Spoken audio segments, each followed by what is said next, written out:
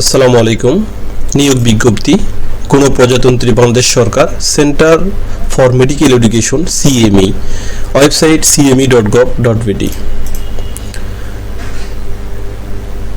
পরীক্ষায় অংশগ্রহণে ইচ্ছুক ব্যক্তি cme.teletalk.com.bd এই ওয়েবসাইট হতে আবেদন পূরণ করতে হবে।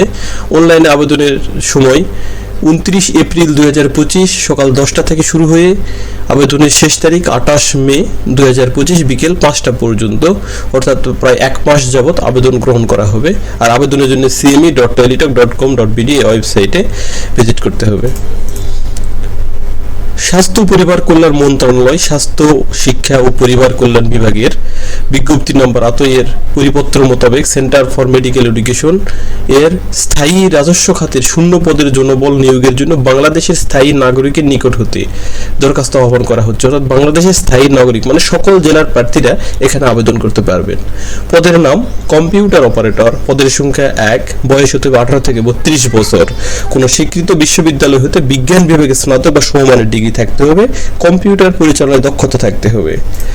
পদের নাম ষাটলিপিকার কাম কম্পিউটার অপারেটর, পদের সংখ্যা 1, এখানেও বয়স 18 থেকে 32 বছর, শিক্ষাগত যোগ্যতা কোন স্বীকৃত বিশ্ববিদ্যালয় হতে অনন্য দ্বিতীয় শ্রেণীর সমমানের সিজিপিতে স্নাতক বা সমমানের ডিগ্রি, কম্পিউটার দক্ষতা থাকতে হবে। পদের নাম অফিস সহকারী কাম কম্পিউটার মুদ্রাক্ষরিক, পদের সংখ্যা 2, বয়স 18 থেকে 32, কোন স্বীকৃত বিশ্ববিদ্যালয় কোন স্বীকৃত বোর্ড হতে উচ্চ মাধ্যমিক মানে এইচএসসি পাস হতে হবে, কম্পিউটার প্রশিক্ষণ প্রাপ্ত হতে হবে, বাংলা এবং ইংরেজিতে টাইপের গতি থাকতে হবে প্রতি মিনিটে 20 শব্দ। পদের নাম ড্রাইভার, পদের সংখ্যা 3, বয়স 18 থেকে 32 বছর, কোন স্বীকৃত বোর্ড হইতে জুনিয়র স্কুল সার্টিফিকেট বা সমমানের পরীক্ষায় উত্তীর্ণ মানে জিএসসি পাস হতে হবে, ড্রাইভিং লাইসেন্স থাকতে হবে এবং অভিজ্ঞতা সম্পন্ন চালকদের অগ্রাধিকার দেওয়া হবে। পদের নাম অফিস সহায়ক, পদের পরিমাণ 2, বয়স 18 থেকে 32, কোন স্বীকৃত বোর্ড হতে মাধ্যমিক স্কুল সার্টিফিকেট বা সমমানের পরীক্ষায় উত্তীর্ণ অর্থাৎ এসএসসি পাস হতে হবে। আবেদনের নীতিমালা, তো আবেদন করার পর অবশ্যই সকল নীতিমালা দেখে আবেদন করার জন্য অনুরোধ করা হচ্ছে। সব নীতিমালা দেখে জেনে বুঝে তারপর আবেদন করতে হবে। আর প্রত্যেকের জন্য বয়স 18 থেকে 32 বছরের মধ্যে হতে হবে।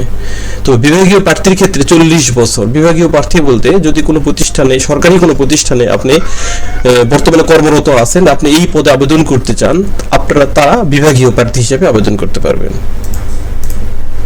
অনলাইনে আবেদন করার পরে টেলিটক মোবাইলের মাধ্যমে ফি পরিশোধ করতে হবে। কোন পদের বিপরীতে কত টাকা ফি তা এখানে দেওয়া আছে। তাহলে আমরা সকল কিছু দেখে যত দ্রুত সম্ভব অনলাইনে আবেদন সম্পন্ন করব।